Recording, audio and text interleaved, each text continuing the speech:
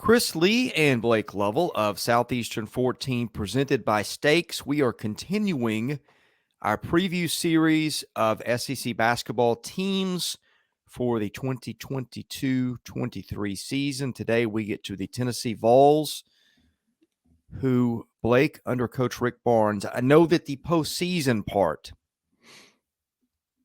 big sticking point with the fan base and maybe the media too. But you look at what Rick Barnes has done since his arrival in Knoxville. There are few coaches in the country that have won as much as Rick Barnes has on the Hill. As always, Rick Barnes is not a bad basketball coach by any means. Expectations are an interesting thing because we always say this, Chris. It's like, what's the best thing you can do as a coach? Like you can make your team into the top team in the country, right? Like you can be the number one team in college basketball. Well, Tennessee did that not long ago. But once you get there, it's like, all right, we can get there. How do we get there and stay there all the time? That's the much harder task. And knowing that, in the SEC and how improved the league has gotten over the years, much more challenging now, and it's going to continue to be a challenge for Tennessee and Kentucky and Auburn and all these other teams, Alabama, that have won league titles in recent seasons. And I think that's what you have to look at when you're talking about it from Rick Barnes' standpoint. But as we know, with him, it expands beyond Tennessee in terms of the NCAA tournament success or lack thereof. And I think that's going to be the discussion every single year we go into it. Is Tennessee could come out and win 25, 30 games this year. Once they get to the tournament, can they do enough to get to the Final Four? That's going to continue to be the question. But all we can talk about is what we have in front of us. And all I know, Chris, is that the bracket for the 2023 NCAA tournament has not been revealed yet. So therefore, we need to talk about the actual season itself. And I think that's where you have a lot of optimism for this particular Tennessee team that is very experienced and brings back a very talented group of players, and probably one of the best backcourts in the SEC. Yeah, they've got a lot of good things. And here's something, we talked about this with Kentucky in our UK preview. I've done SEC standings for the last 5 years, 10 years, 15 years, 25 years. And the last 5 years, number one team in the SEC in SEC winning percentage in regular season games, Kentucky, 62-27, one game behind the Tennessee Vols at 61-28. In that span, Tennessee has gone 119-46. Kentucky 116-48. This team has been to the NCAA tournament 4 of the last 5 years. In fact, it has been so consistent. I had to double check and make sure this was not a misprint. I forgot about that 1920 season when Tennessee went 17-14. It just doesn't seem like that could have even happened. The Vols missed the NCAA tournament that year, the only year of the last 5 they have missed.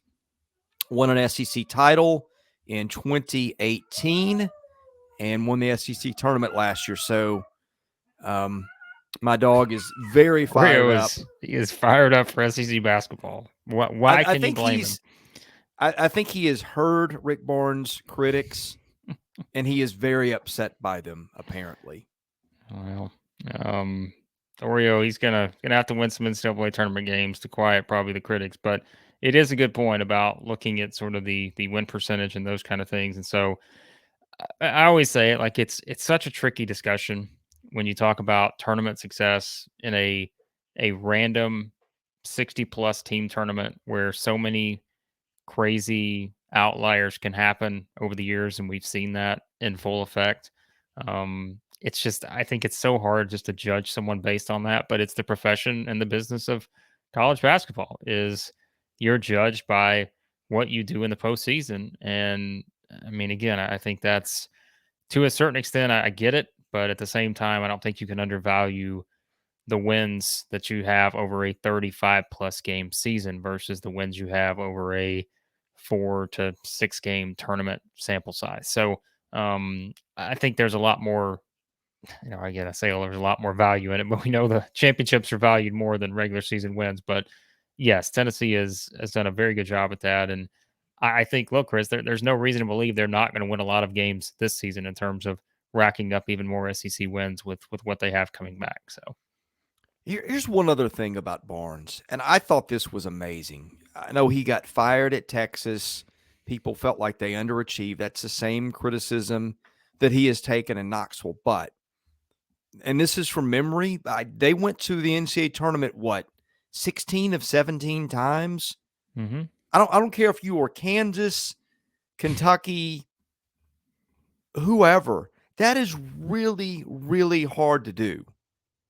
I mean, all it takes is a couple things to go wrong. You lose some close games. You lose a star player to injury. I've always said I value consistency more than most people, and Rick Barnes has been so consistent at Tennessee. He won at Providence. I'm not going to go on about Rick Barnes, but I'm just saying that has been one thing that for a while has kind of stuck with me is that the guy has won consistently for decades. And I think that is, you start comparing him to coaches over history and finding the number of coaches who have done that. And it's probably not a terribly long list. Maybe you can even fit it on one page. I don't know. But anyway. Yeah, you write off. Look, you write off the first couple of seasons too in Knoxville because let's be honest, if you remember what he took over at that point, it was not good. So, yes, people, I'm sure the critics will point out he didn't make the tournament the first couple of seasons. Yeah, of course he didn't, because he was not in the roster was not in good shape. They were not in good shape as a program. But since then, made 4 or 5, and yes, there have been some disappointments without question. But I still think Tennessee's in good hands with Rick Barnes. Aside from some of the things we'll talk about that maybe have been some trends with his teams that have been less than stellar in a few different areas. So, okay, let's talk about the roster. Zakai Zeigler should be the point guard now. The Vols have had a run of kind of one and done point guard. Zeigler is the kid who was under recruited. They found him, I think, at an AAU tournament, earned the trust of the coaching staff, and seemed to increasingly find the floor in key situations. Last year, probably one of the better point guards in the league, you would think. Santiago Vescovi is a player of the year candidate in a year in which you don't have a returning player of the year, which Kentucky does.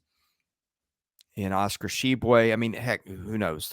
Stranger things have happened than Tshiebwe not repeating. I think Vescovi would be at the top of the list of candidates to supplant him should that not happen.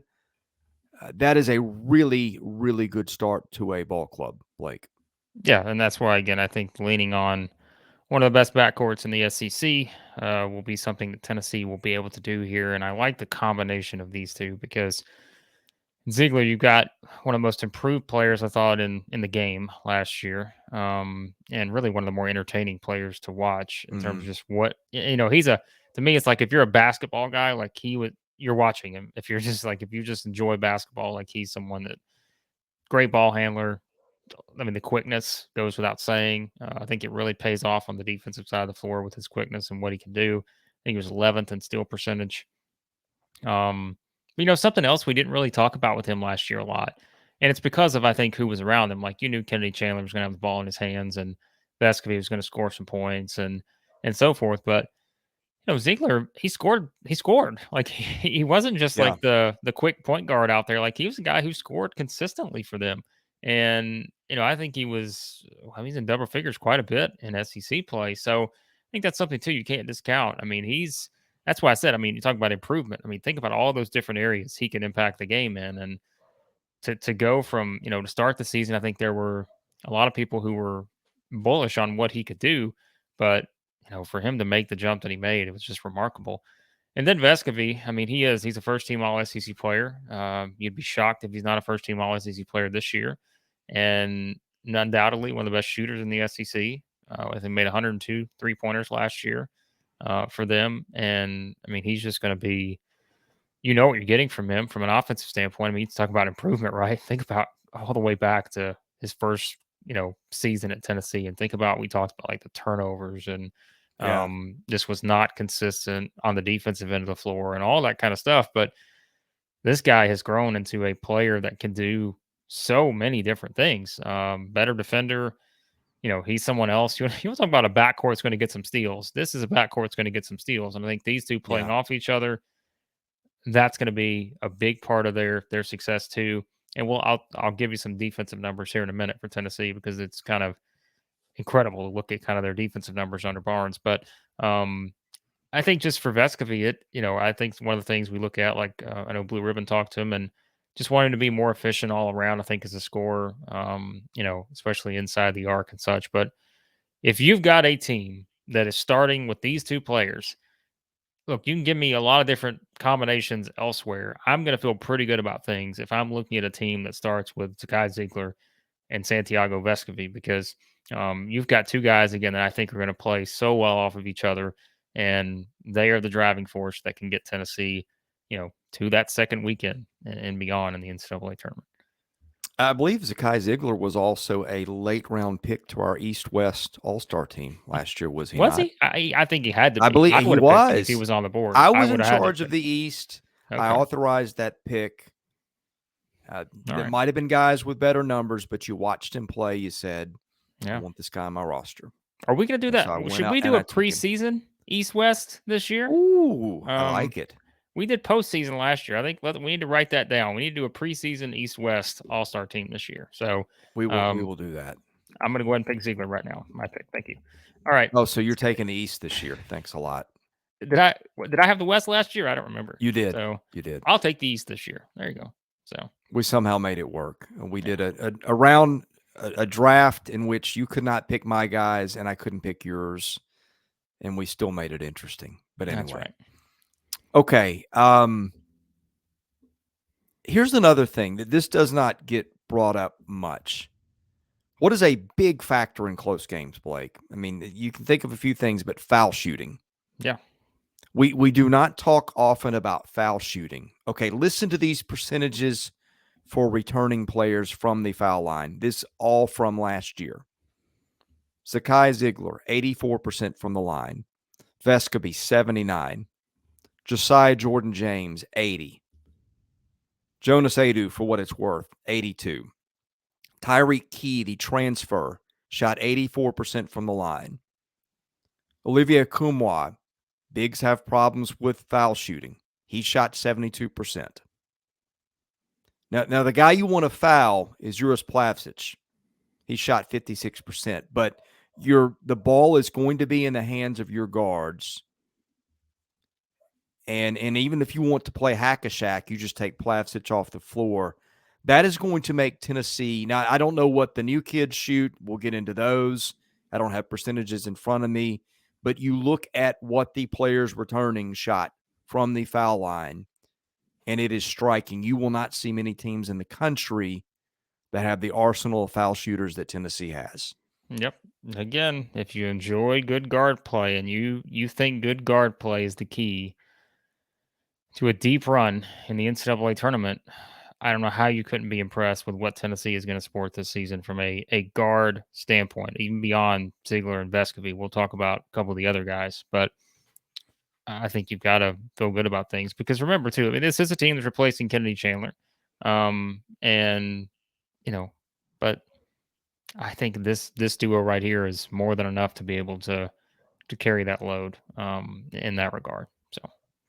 Okay, you a lot of times late in games, you want three guards on the floor. I mean, you want that anyway, most of the time it seems like. But here's another thing. You got four guys on this team, if you include Tyreke Key, who's an Indiana State transfer, who scored a lot of points there, averaged 17.2 a year ago. All four of those guys shot foul shots exceptionally well. Or excuse me, all three of those guys. But you've got four guys on this team that averaged a steal or more per game last year. That's Zeigler, Vescovi, James, and Key. I would suspect those guys are going to be on the floor late in games. So, A, you get stops on the defensive end, and B, you got guys that knock them down at the charity stripe when asked. Yep.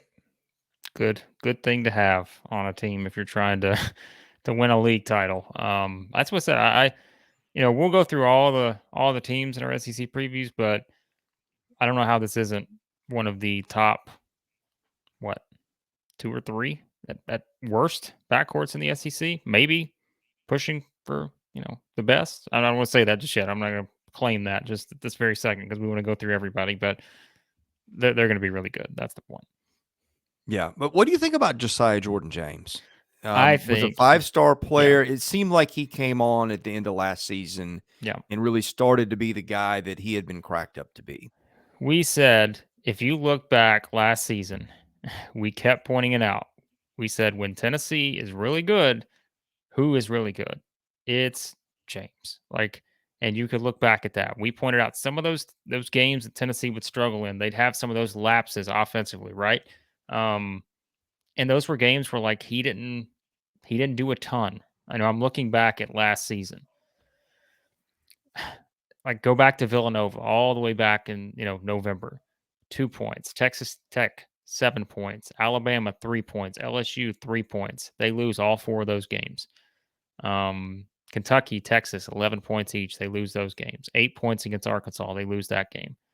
13 against Michigan. He didn't shoot it well in that one. I don't think he hit a 3 in that tournament game. But all the other games, Chris, this guy's scoring in double figures, right?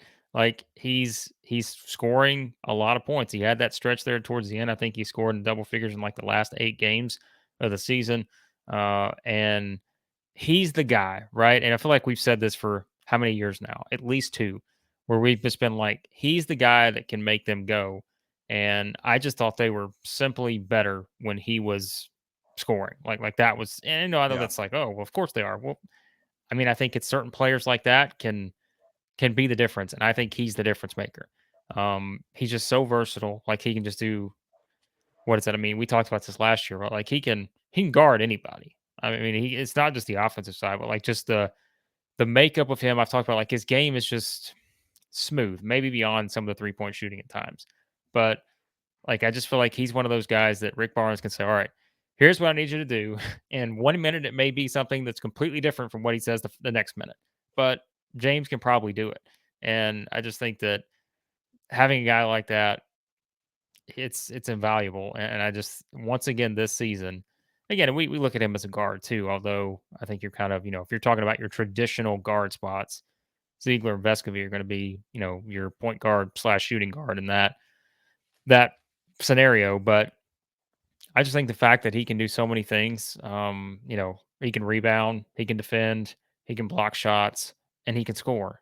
And he's the guy. Like I say it, Chris, he's the guy.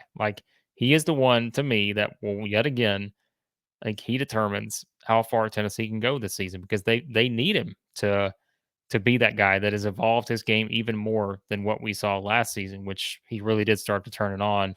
I think he'd be able to use that as kind of a building block heading into this season. So, Okay, I'm looking at Blue Ribbon. Blue Ribbon's got he and Julian Phillips both listed as small forwards and both starting with Nkamhoua the fifth. We'll get to him in a minute. Phillips is an interesting recruit. LSU decommit or design or whatever it was after the NCAA after 19 years finally brought the hammer down on Will Wade, or the school did, or whatever that was now. Anyway, Phillips defected, ended up in Knoxville. Did not put up huge numbers in high school statistically from what I'm seeing, but was a 5-star recruit, top 20 recruit, McDonald's All-American, I believe. I guess they'll play both those guys at the same time. it's a good problem to have. It's a great problem to have. Yeah, I really like Phillips. I think that, he's someone else that, I don't know, to me, he feels like someone that really is a good fit with Rick Barnes here. And um, the athleticism, the length that this guy brings, a 5-star kid. They don't hand out those stars easily in the recruiting rankings, as we always say. They're not everything, but they don't hand out the 5 stars very easily sometimes. So I think he's just going to give them that scoring boost that they need, like we said. And you think about the players we've talked about to this point. Zeigler, Vescovi, James, Phillips. All these guys can score. Like, and what's been the thing, Chris? What's the common denominator we've talked about with Tennessee what's been the most frustrating aspect of this team probably over the past, I don't know. Let me pull up the advanced numbers here. Past 3 seasons, I think that's probably fair to say. 3-point shooting? Just scoring in general. Like, Scoring. I mean, Yeah, they do consistent, bog down for yeah, reasons that you just cannot explain. just consistent scoring and not having. I mean, look, there's a lot of other teams we can compare them to, but I feel like it's several years ago. Remember, we were having the discussion about like Alabama had those 7 or 8 minute scoring droughts. I don't know Yeah. that that was the extreme with Tennessee over the past several years. Maybe at one point, that 2019-20 team, maybe, but they slow down a little bit sometimes. I feel like with the roster they've compiled here, they're going to once again be a great defensive team, but I feel like they should be able to score the ball and not have those stretches of 3 or 4 minutes where they just cannot find a bucket. And I think having Phillips, that gives them that scoring boost. And I think that's going to be the role he really is going to help them in the most here right away, even as a freshman. So Let's see. We've got a lot of front court we've not talked about. Also, Tyreke Key. Before we get to that, shout out to our sponsor, Steaks. We are doing this in early October. There's lots of football to be played in the SEC. To add some extra excitement to your football, and we'll do this also in basketball, I think. We've made some predictions on the Stakes app. That is STAKES. We want to hear if you guys agree or disagree with our takes. Go to playwithstakes.com/14. Sign up for Stakes. Place your predictions on what we predict. So go against us, go for us.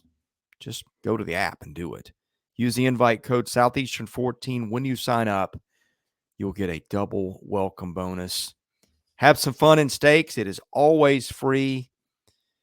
You help out our title sponsor. Do yourself a favor. Go to Stakes today and sign up. Okay. I guess relatively Tennessee's weakness would be the front court. That is emphasis on relative because you got some returning guys who've done some stuff. You've got Uros Plavsic, I think, coming off the bench. He played a big role for them late at times last year when they had kids in foul trouble or whatever the case was. You got Olivier Nkamhoua, who got hurt with maybe a month left, was really playing well at the time. So you got two bigs who are coming back. How do we feel about the state of Tennessee's front court with those two guys?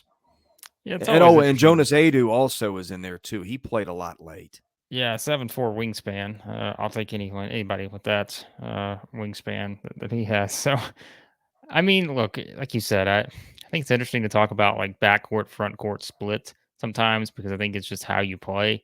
And I think, look, if you're comparing it to the guard play and you're just looking at all those guards, clearly you're going to look at that and see that as the strength of the team.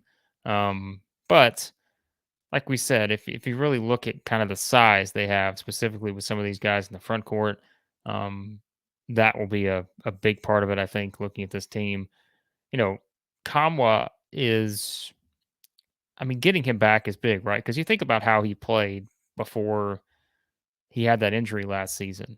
I think he started every game that he played in up to that point, and we wondered, right, when he went down, we were like, I don't know, because you looked at some of those other guys and Fulkerson, and you're like, I don't know, like he was a big part of what they could do on the inside. But I think just having him back, we're going to see that there was a reason why he started all those games last season. It's because I think that they were very confident in what he can do, and really, be able to help them too as a scorer. I mean, I think he can score points, but I think just having him too as a defensive presence, like you said, having Adu as a rotation type player this season, maybe he evolves beyond that as well. 6'11" guy. I talked about the wingspan.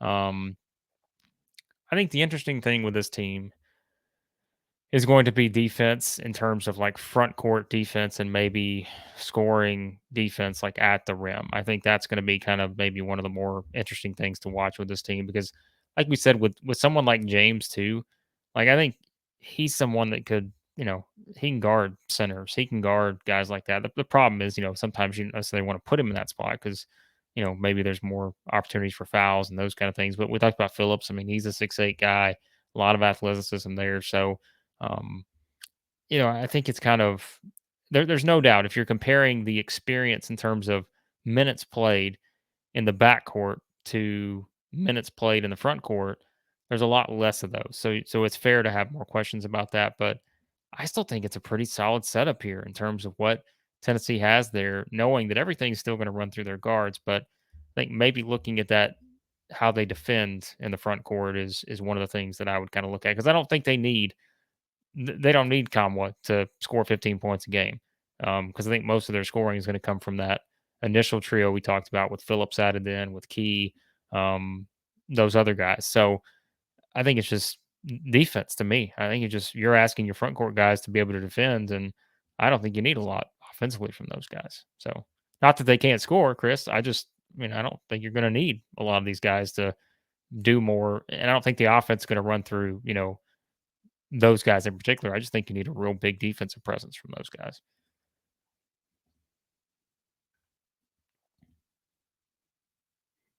I think you're muted. It would help if I take it off mute. Let's talk about the rest of the roster. We haven't really gotten into Tyreke Key yet, who is a big scoring guard, who I think will provide some nights a lot of what Tennessee has lacked, you would think, in terms of when Tennessee hits those scoring droughts. That is a big piece. Like if you were identifying needs, that would have been one. Rick Barnes went out and got him one to fit there. You've got, let's see, BJ Edwards, who's been committed to Tennessee since he was, 5 years old or something, from nearby Knox Catholic. I would think he would help them some. Versatile guard who did a lot of stuff in high school. You got DJ Jefferson, the 4-star recruit, who averaged 16 and 6 in high school, did a lot of things. Then you got Toby Awaka, who I think is probably more of a project for where they are, given their depth. But what stands out to you about the rest of these guys? Well, I mean, I think Key is obviously a standout in terms of his scoring ability. Shot 37% from three, I think, at Indiana State. That's a nice thing to add to a group that we said. I think this is, Vescovi is going to be one of the best 3-point shooters in the league, if not one of the better ones in the country. Zeigler can make shots. James can make shots. I'll talk about Edwards in a second. But I think like Key is just, he's going to be that guy, right? Like it's interesting to think about because like when we talked about Kentucky, we're looking at a guy like Antonio Reeves, not calling these two the same player, but you're talking about transfer guys who have played. They can come in with a proven outside shot and be able to help, two SEC title contenders in Kentucky and Tennessee. And I think that's what Key can do here. I just think because he can score in so many different ways, but specifically what he can do from the 3-point line, I think will really help them. Because, like we said, I mean, it's the sputtering on offense, right? Like that's what we're trying to prevent. If you're a Tennessee fan, like you don't want to see as much of that. And I think when you look at someone like him, who, you kind of look at the numbers and you kind of look over the years at what he can do. I think just I know last year, he didn't play last year because of I'm trying to think of the injury he had. Was it a shoulder injury? Something like that. I don't But remember either. yeah, I looked it up. I just can't remember what it was. But you are talking about a guy that has proven he can make shots from the outside, and I think it's just it's that translating to the SEC, right? Knowing that the defense is going to be better, probably a little bit longer, maybe a little bit more athletic, those kind of things, and I think it's going to be kind of fun to see how he fits into this offense. But I don't think they have a lot of questions about him actually being able to do that. So that's something to look at. I was reading something by Grant Ramey of his Go Vols 24/7, and Barnes had said recently at I think one of their practices to start the season, he called BJ Edwards like the most surprising player to this point, and he meant that in terms of a guy that has gone up against Zeigler day in and day out all summer, And when you think about that, and you think about kind of what that means, I mean, I can't think of a tougher task in terms of practicing with this team, trying to go up against that guy and defend him and score against him. But Barnes kind of said, "Look, I think kind of the toughness of that has been good for him, and it's made him a much better player." And so I think that could be something to kind of look at here. What does Edwards' role look like, knowing that that's been his summer, is going up against this guy, and one of the quickest guys and just a tough player to play against in Zeigler. So I think I'm kind of more excited now about what Edwards can do, kind of a 4-star combo guard. Is he the next Zeigler in terms of being a guy that Hmm. becomes like the next guy like that? I'm not, you want to throw those kind of expectations on a guy right away, but I mean, it can't hurt him having to go up against him as well. So guard group loaded. There's no doubt. Like you said, I think Jefferson's someone that's kind of unknown. Maybe if he's a rotation guy, just given how many guys are in front of him at this point. With the others, because you do got a lot of experience in the backcourt. So, but left-handed guy, athleticism. I think the strength of him. So, yeah, man, the guard play is going to be. It should be a lot of fun to watch. I think for this Tennessee team. Well, we forgot Jemai Mashak is also Yeah, a guy didn't play a in that ton. mix too. Didn't play a Yeah, ton, but was what, a top 75 recruit by some, I think. So, that'd be interesting I to mean, see. Kind of, and that's the thing. And I kind of blew off a Waka, but I mean, he was the Gatorade Player of the Year in New York. I know the recruiting services didn't like him a lot, but point being that they got, like, even in the spot, somebody's going to sit the bench, right, on any team. yeah. You just never know when somebody's going to pop, when somebody's going to get hurt. And I think Tennessee has got some pieces who, maybe they haven't shown it at this point, but can perhaps help them if injuries strike, or maybe just surprise and work their way into some playing time, as you pointed out. I would think this will be one of the deeper teams in the SEC. I don't know why we wouldn't think that. Um, Um, so yeah, I mean, I think the depth is there. I mean, I full confidence right off the bat. I think you can go 9 deep, right? Um, yeah. so like I think that's your expectation. And again, you're talking about like Jefferson and those guys. Maybe there's a chance for them to kind of expand into those roles. But I think if you're just looking at it, okay, give me your full confidence in like the number of guys you think are going to be hard to keep off the floor and you're going to have to play a role in some form or fashion. I think you're looking at 9 guys here that are going to have a really good chance to have that opportunity. Don't know if that'll be the rotation by the time they get to the SEC or whatever, but yeah. So there's a lot to like. So We did earlier, this is, I don't know, 2, 3 weeks ago now. We did an early power ranking tiers. I think we had Kentucky, Arkansas in that first tier, Tennessee in that second tier. We made it very clear it was preliminary. We had been doing our research. Honestly, the more I talk through this team, I'm changing my answer, Chris. yeah, I think this is probably a tier one team. We'll see if Auburn, Alabama join. But I mean, look, the league's going to have probably 5 or 6 top 25 teams this year, however you slice it. And if the Vols are not one of them, it would be a major surprise. I think it would take probably injuries to the backcourt and maybe multiple injuries. It would probably take the inexplicable scoring droughts that have plagued the program at times. But the things that we are saying about Tennessee are ifs that you can bring up against, like, if any team gets its top guys hurt, of course they're in trouble. So that's nothing unique to Tennessee. I think it's the offense bogging down that's my biggest concern, just because we have seen it at times where you cannot really explain it based on the talent at hand.